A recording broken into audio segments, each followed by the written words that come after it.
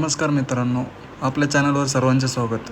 मी आत्ता आहे पुणे स्टेशनवरती आणि आज आम्ही चाललो आहोत तिरुपती बालाजी या ठिकाणी. आत्ता तर वाजलेत 8 साधारणतः. आमची ट्रेन आहे 10 वाजताची. Lokmanya Tilak terminus LTT Chennai express. सध्या तरी मी एकटाच आलेलो आहे स्टेशनवरती. बाकीचे मित्र येतील थोड्या वेळामध्ये. तोपर्यंत करूयात काहीतरी टाईमपास.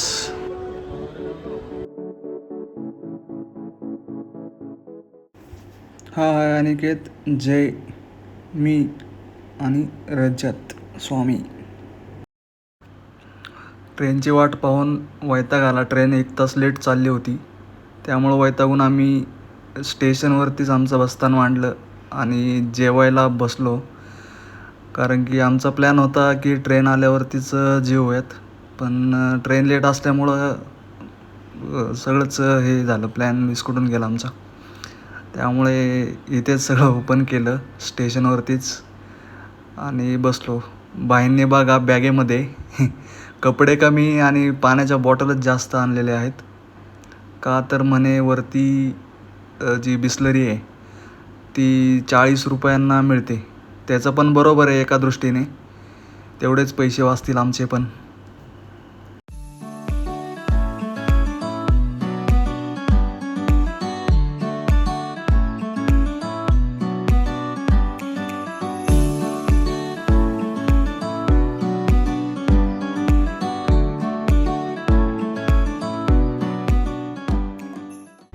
हे फायनली आमची ट्रेन आलेली आहे पुणे स्टेशनवरती आणि ही ट्रेन जवळपास 1 तास उशिराने आलेली आहे.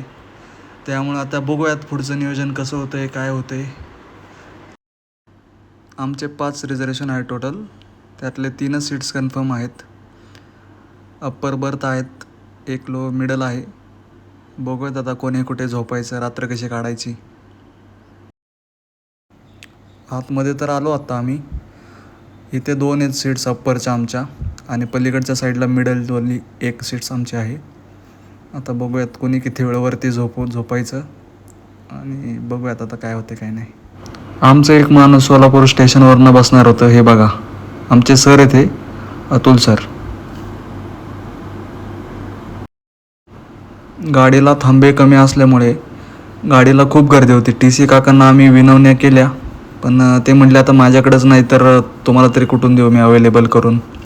गाडी 1 तास उशिराने चालत असल्यामुळे आम्ही जवळपास 5:30 वाजता कलबुर्गी या स्टेशनवरती आलो आणि अतुल सरांनी पण स्टेशनवरती भरपूर वेट केला. कारण की ते ॲक्च्युली आहेत बीडचे. बीडवरनं सोलापूरमध्ये जवळपास ते 11 वाजताच येऊन बसले होते. आणि सोलापूर स्टेशनवरती पण झोपण्यासाठी अशी काही सोय नाही. सर्व बिहारी लोक वगैरे, त्यांच्यामुळे त्यांची पण काही झोप नाही. त्यामुळे आल्याला त्यांना झोपायला पाठवलं वरती लावून. हे पाहू शकता तुम्ही सकाळची दृश्य. सकाळचे जवळपास 6 वाजले होते. माहीत नाही स्टेशन कोणतं गेलं काय, पण रात्रभर जागा असल्यामुळं डोळ्यावरती खूप झोप येत होती. म्हटलं एकदा अनिकेत जय आणि अतुल सरांची झोप झाली की आपण जाऊन अप्पर बर्थवरती दिवसभर झोपू शकतो. कारण की गाडी जी आहे ती रेणुगुंटा स्टेशनवरती जवळपास संध्याकाळी 4 वाजता पोहोचणार होती. त्यामुळे काही विषय नव्हता. सकाळी अशा प्रकारे मेंदूवडा इडली घेतली आम्ही नाश्त्यासाठी. फ्रेश वगैरे झालो होतो. बाकीचे लोक अजून झोपलेलेच आहेत, हे पाहू शकता.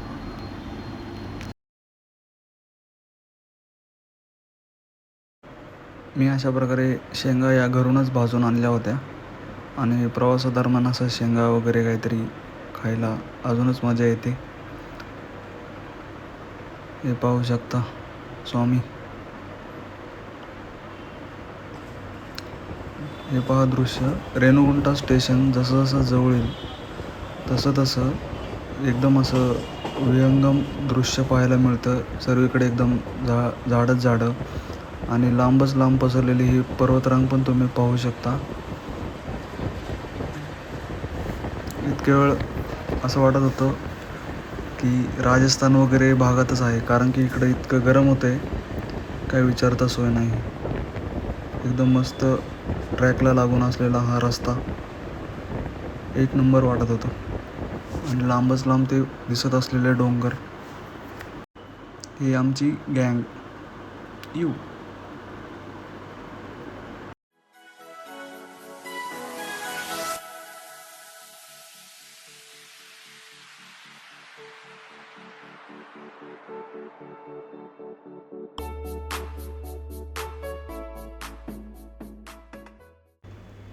फायनली मित्रांनो, रेणुगुंटा रेल्वे जंक्शनवरती आम्ही एंटर केलेलं आहे. हे बघा, स्टेशनवरती अशा प्रकारे 5 रुपयामध्ये बॉटल आपली पाण्याची रिफिल करून मिळते.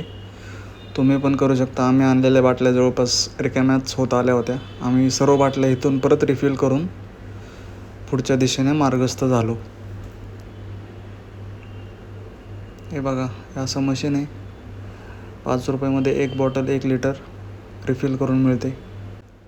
मित्रांनो, खूप जोराची भूक लागलेली आहे आम्हाला. आता रेणुगुंटा स्टेशन बाहेर पडून आम्ही पाहतो की कोणतं हॉटेल चांगलं आहे काय हे पाहू शकता.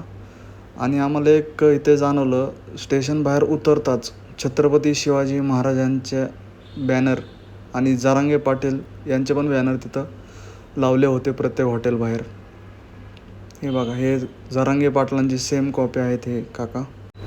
या मराठी हॉटेलमध्ये आम्ही जेवायला बसलो. मस्त पनीर मसाला मागवला होता आणि रोटी, आणि सोबत आणलेल्या कालच्या चपात्या ह्या शिल्लकच होत्या, त्यामुळे त्या पण आम्ही इथंच उघडून भाजीसोबत खाण्याचं ठरवलं. हे पाहू शकता, क्वांटिटी पण बरीच आली होती. हंडी घेतली होती आम्ही, ती परवडली आम्हाला थोडक्यात. हे पहा, सर्वजण जेवण करत आहे एकदम 3-4 दिवसापासून उपाशी असल्यासारखं. हे बघा, स्टार किचन. चव मराठी मातीची, चव अस्सल महाराष्ट्राची. मराठी बोला मगच जेवण करा. क्या बात आहे, क्या बात आहे, बढिया. चला, आम्ही आता जेवण उरकतो पटकन आणि बाहेरून बघूया. आता बस पकडतो आणि थेट रेणुगुंटा. हे बघा, जेवण उरकून आम्ही बाहेर आलेलो आहे. इथं 2 प्रकारच्या बसेस आहेत. एक साधीवाली आहे जिचा फेअर आहे 110 रुपये वरतीपर्यंत, तिरुपती टेम्पलपर्यंत. आणि ही जी AC बस दिसते तुम्हाला, ही इलेक्ट्रिक बस आहे. हिचं फेअर आहे पर पर्सन 150 रुपये. तर आम्ही सर्वानुमते निर्णय घेऊन ठरवलं की ACनेच जाऊयात. आता रिवर्स घेत आहे. गाडी भरल्याशिवाय तर काही निघणार नाही हा. तरी पण जाऊन बसतो आता गाडीमध्ये मस्तमध्ये. जय तर नको म्हणतो AC बससाठी, कारण की त्याला त्रास आहे थोडा ACचा. तर आता बघू. पण फायनली सर्वानुमते हेच डिसिजन झालं की चला ACने बसने जाऊयात. काही 40 रुपयाचा तर फरक आहे, त्यामुळे चला AC बसनी जाऊयात थेट तिरुपती मंदिरात. बस स्टॉपपर्यंत तरी ही जाते, एकदम थेट तिरुपती मंदिरात असं नाही. लगेच ठेवायला काही जागा नव्हती इथे. हे बघा, फायनली बसलेले सर्वजण. आणि माझा अचानक कान इतका दुखायला लागला होता, काय विचारता सोय नाही. आता कसं वाटतं, एकदम गारगार. हे पहा, तिकीट 750 रुपये 5 जणांचे, 150 रुपये पर पर्सन AC बसचे. चला, पुढचा प्रवास चालू करतो आता इथूनच. थांबलेले आहे आता, जोपर्यंत सर्वजण येत नाहीत किंवा बस भरत नाही तोपर्यंत काय हलणार नाही. ही नॉर्मल बस पाहू शकता, नॉन AC वाली. चला, आता निघत आहे तिरुपतीसाठी. हे पाहू शकता, सुंदर असं रेणुगुंटा शहर, एकदम बढिया. उंच उंच बिल्डिंग सगळीकडे आणि वातावरण पण मस्त झाले एकदम.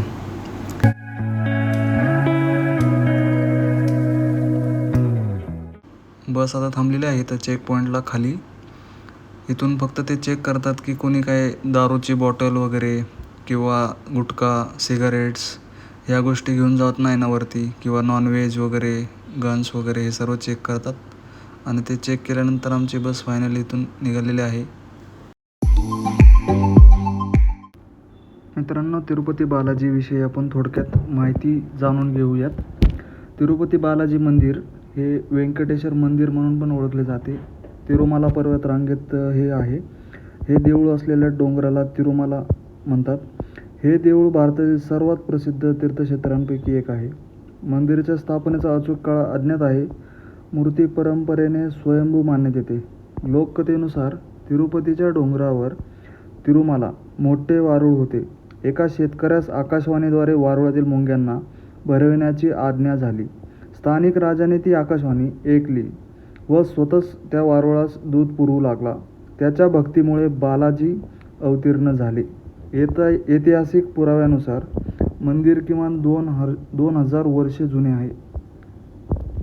बालाजीची मूर्ती सोने व इतर अनेक आभूषणांनी मढलेली असते. मूर्तीची उंची साधारणतः 2 मीटर आहे.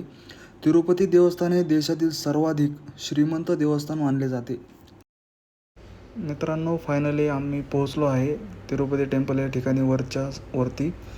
इथं बघा फ्री लॉकर्स आहेत इथे आणि आम्ही ते पाहण्यासाठी जात आहे. बघूयात आता मिळत आहेत की नाही, कारण की गर्दी तर खूप वाटते इथे वरती.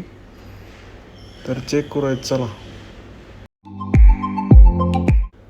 इथे काउंटर आहे आणि हे पाहू शकता तुम्ही हॉल किती मोठा आहे. गर्दी भरपूर वाटते. लॉकर सध्या अवेलेबल नाही आहेत, तरी पण प्रयत्न करूयात की लॉकर भेटत आहेत की नाही. आणि फायनली आम्हाला एक लॉकर का होईना भेटलेला आहे. हे पहा, असं लॉकर आहे. सर्वजण आपापले पैसे कॅश जे काय असेल ते घेऊन सोबत डायरेक्ट चमन करायला केश कर्तनालय आहे ते तिकडे चाललो आहोत आम्ही आत्ता. तिथून पुढे मग दर्शनासाठी जाईल. चलो, हे पहा चाललेलं आहे केश कर्तनालयाकडे. इथे महिला आणि पुरुष दोन्हीही तितक्याच प्रमाणात इथं तिरुपती बालाजी या ठिकाणी केस दान करतात. हे खूप मोठं केश कर्तनालय आहे. एक 3 मजली बिल्डिंग आहे. आता आमच्यातले तर सर्वच जण चमन करणार आहेत, फक्त जय सोडला तर, कारण बहीणचं लग्न आहे. तर वहिनीने आत्तापासूनच दम दिला आहे त्यांना की चमन काय करायचं नाही. हे बघा, हे मोठी बिल्डिंग आहे अशी. एंट्री दुसरीकडनं आहे. हे एक्झिट आहे ॲक्च्युली. एंट्री पण दाखवतो तुम्हाला कुठून आहे.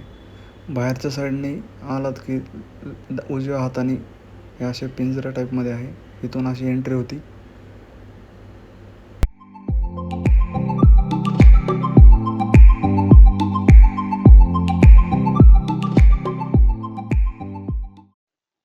अशा प्रकारे टोकन आणि एक गेट दिलं जातं. हा आमचा चिकना अनिकेत कसा लाजतोय पहा. मस्त आंघोळ करून आणि सर्व आवरून अशा प्रकारे आम्ही आत्ता निघालो आहोत दर्शनासाठी दर्शन रांगेकडे. हे पहा, इथून जे VIP पासवाले आहेत ते ह्या भुयारातून पलीकडच्या साईडला जातात आणि पुढे रांगेत लागतात. आम्हाला VIP तिकीट न मिळाल्यामुळे आम्ही जाणार आहोत फ्री लाईनमध्ये. आता ही गाडी आम्हाला घेऊन जाते आहे त्या ठिकाणी. जवळपास इथून 3-4 किलोमीटर आहे असं म्हणतात इथे लाईन. तर बघूयात आता दर्शन कसे होतात आणि काय होते. आणि गर्दी खूप असल्यामुळं सांगू शकत नाही किती वेळ लागेल दर्शनासाठी. हे पहा, रांगेत आलेलं आहे. जवळपास 3-4 किलोमीटर आम्ही लांब रांगेत उभं राहिलो आहे. हे पहा माणसं कशी बसलेले आहेत. एकदम असं वाटतं आहे की आता यांनी कैद करून टाकले आहे आम्हाला एखाद्या जेलमध्ये. लोक जिथे जागा मिळेल तिथे बसत होती, झोपत होती. आणि जेवणाची वगैरे व्यवस्था या लाईनमध्येच असते. त्यामुळं ते घाबरायचं किंवा टेन्शन घ्यायचं काही कारणच नाही आहे. हे पहा, लाईन हळूहळू पुढं जाते आहे. आता जिथपर्यंत तुम्हाला म्हणजे दाखवता येईल तिथपर्यंत मी दाखवतो, कारण की मोबाईल हे नंतर लॉकरमध्ये ते जमा करून घेतात. मित्रांनो, रात्री 8 वाजल्यापासून आम्ही या लाईनीमध्ये आहे आणि हे पाहू शकता एका मोठ्या हॉलमध्ये येऊन सर्वजण बसलो आहे आम्ही. जवळपास सकाळचे 5 वाजलेले आहेत.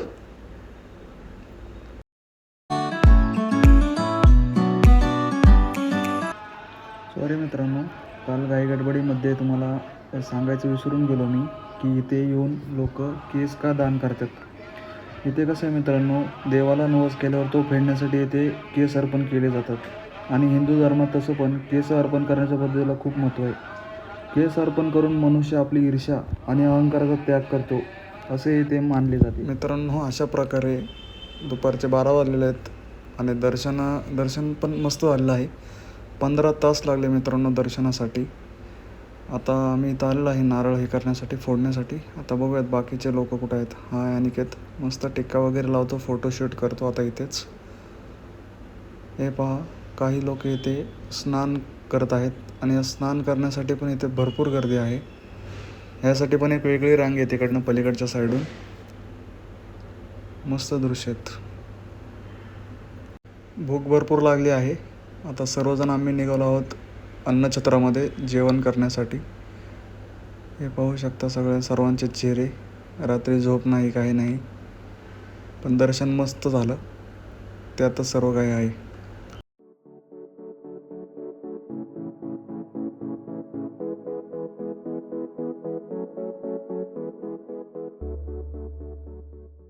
भरपूर मोठं आहे हे अन्नछत्र. जवळपास एका वेळेस 3,000 ते 4,000 माणसं जेवतील एवढं मोठं हे अन्नछत्र आहे. जवळपास इथे 4 ते 5 हॉल आहेत.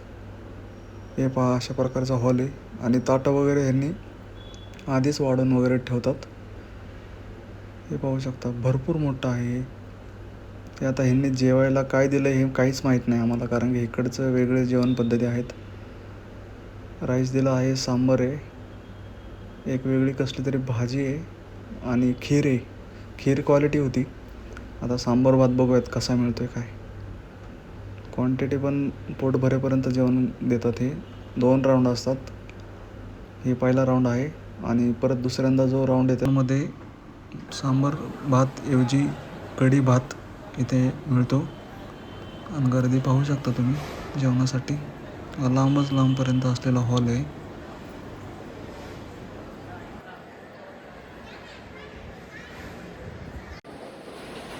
हा आहे लाडू काउंटर. 2 मजली आहे पूर्ण. 20 ते 40 काउंटर असतील हे सर्व. लाडू घेऊन निघालेला आहे आता. जय आणि मी चालवतो, बाकी सर्वजण बसलेत बाहेर.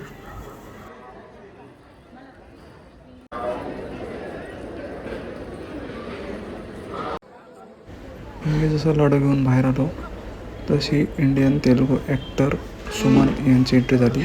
हे शिवाजी द बॉस या मूवीमध्ये विलनची भूमिका साकारलेली आहे यांनी.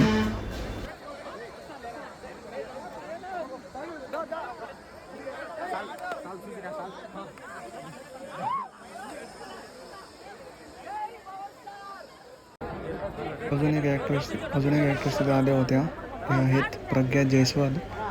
यांनी पण बरेच तेलुगू पिक्चरमध्ये काम केलेलं आहे. मॉडेलसुद्धा आहेत ह्या.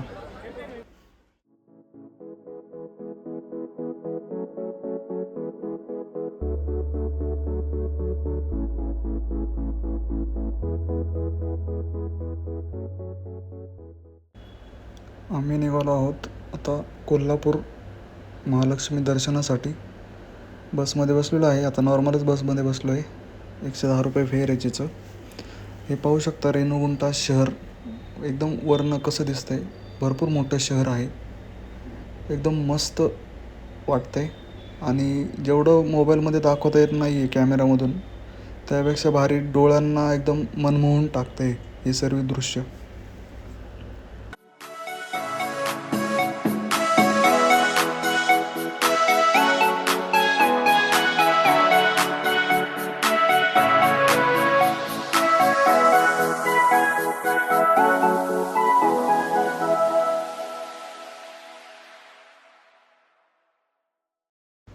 हे पहा, आमची कोल्हापूरला जाण्यासाठी हरिप्रिया एक्सप्रेस ही आलेली आहे. या गाडीसाठी आम्ही रिझर्वेशन केलं आहे, पण एकही तिकीट कन्फर्म नाही आहे. Let see. जशी येताना परिस्थिती होती त्यापेक्षा खराब परिस्थिती असू शकते, पण पाहूयात मित्रांनो काय होते आणि काही नाही. चला.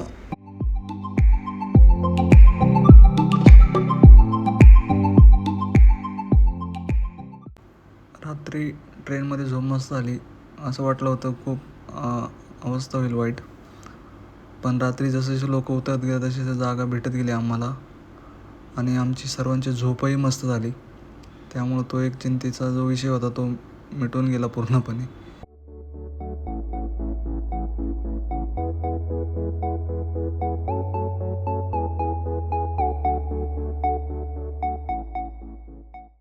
महाराष्ट्रात एंटर केल्यापासून पाऊस हा चालूच होता आणि आम्ही आत्ता पोहोचलो आहोत श्री छत्रपती शाहू महाराज टर्मिनस कोल्हापूर या ठिकाणी. इथून आता ऑटो वगैरे करून डायरेक्टली जाऊयात महालक्ष्मीच्या दर्शनासाठी. चला पटकन बाहेर जाऊयात कारण की पाऊस चालू आहे. लवकरात लवकर दर्शन उरकून परत यायचं आहे आम्हाला कोल्हापूर स्टेशनवरती. एकदम शाळेचे दिवस आठवले मित्रांनो. हे पाहू शकता कोण कसं कसं बसलं आहे. 3 जणांच्या ह्याच्यामध्ये 5 जणं काकांनी बसवले. हे बघा 2 जणं कसे बसले, जसं शाळेत बसायचो रिक्षामध्ये पाठीमागच्या साईडला तसे हे 2 जय आणि रजत बसले आहेत. आम्ही तिघे इथे बसलो आहोत. चला जाऊयात कोल्हापूर मंदिराच्या दिशेने. पाऊस चालूच आहे. चला पटापटा दर्शन आवरू आणि येण्याचं पण पाहूयात परत, कारण की जेवढं लवकर येईल तेवढं आमच्यासाठी चांगलं आहे. 8 वाजताची ट्रेन आहे. आम्ही इथून थेट जाणार पुण्याला. पोचलो आहे महालक्ष्मी मंदिर येथे. काकांच्या रिक्षामध्ये सगळे सामान वगैरे ठेवले. आम्ही येईपर्यंत ते थांबतो असं बोलले आहेत. चला जाऊयात मग. गर्दी तर एवढी काही वाटत नाही, 1 तासाभरात होईल दर्शन. आता रांगेत लागतो इथून पटकन. ॲक्च्युली मुखदर्शनच घेणार होतो, पण म्हटले मी सर्वजण म्हटले की होऊन जाईल दर्शन आणि आम्हाला पण वाटत होतं की एवढी काही गर्दी नाही, 1 तासाभरात होऊन जाईल दर्शन. हे पहा आलेलो आहे बऱ्यापैकी लाईन कवर करून आम्ही. आता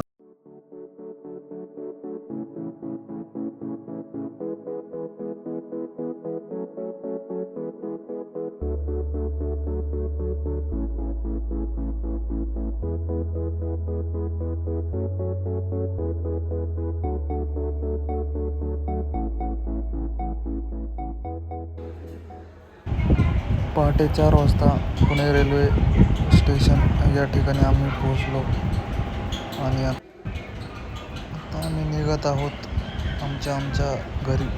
व्हिडिओ जर आवडला असेल तर लाईक, शेअर आणि सबस्क्राईब नक्की करा.